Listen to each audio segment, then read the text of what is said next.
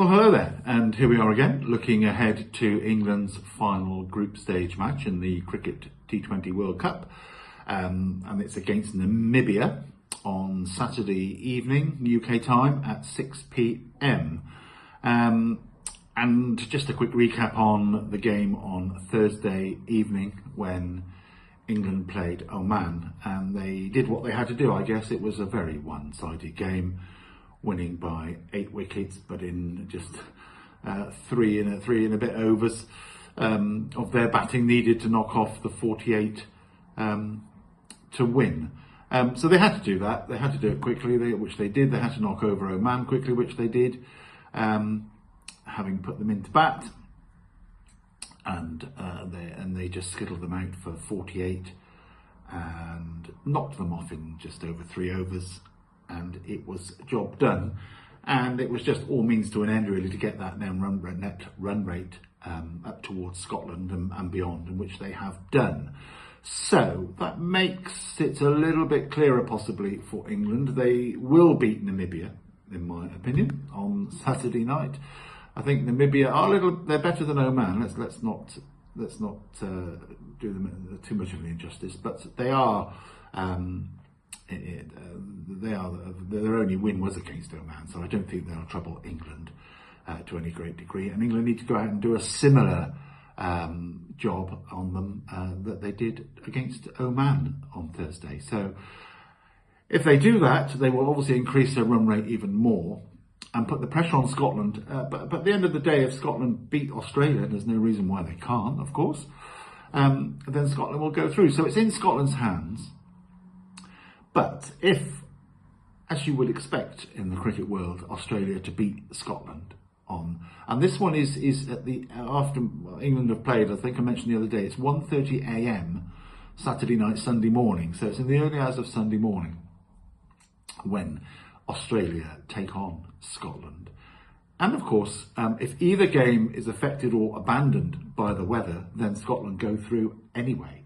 So England are reliant on 2 good weather days at the 2 venues. They're relying on a big win themselves, which I think they'll get to improve that run rate even more than it is. And they're relying on Scotland to get beat by Australia.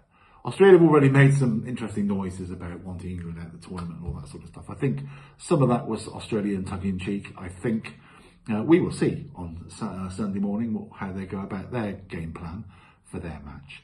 But England against Namibia, they'll probably go with much the same team. Get the pace bowlers in. These players in these teams, even the top batsmen in these second level teams, aren't used to the pace of Jofra Archer and Mark Wood, and they showed their worth on that score. And of course, Adil Rashid coming in and showing his skills, and it was all too much for Oman, really. Whether a game like that is worthy of the World Cup stage, that's probably a debate for another day.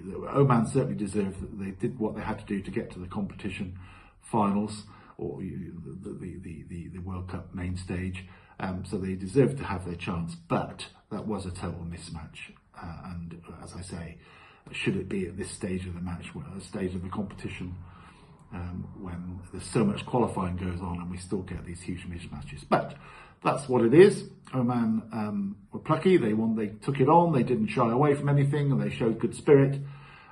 England did their professional job. They need to do another professional job on Saturday night, as I say, 8 p.m. UK time.